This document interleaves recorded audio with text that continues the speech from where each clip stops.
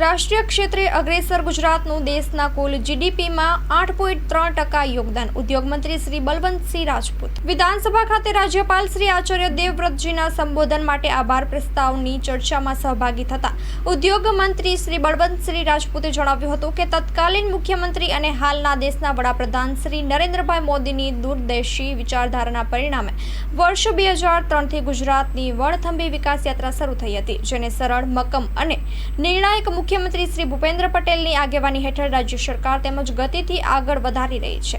સૌનો સાથ, સૌનો વિકાસ, સૌનો વિશ્વાસ અને સૌનો પ્રયાસના મંત્રને વરેલી રાજ્ય સરકારે આરોગ્ય, શિક્ષણ, આંતરમાળખાકીય સુવિધાઓ, ઔદ્યોગિક, નીતિગત, સામાજિક જેવા તમામ ક્ષેત્રોમાં ઐતિહાસિક અને પરિવર્તનશીલ કામગીરી તેમજ જનકલ્યાણકારી યોજનાઓ દ્વારા લોકહિતના અનેક કામો કરી રહી છે.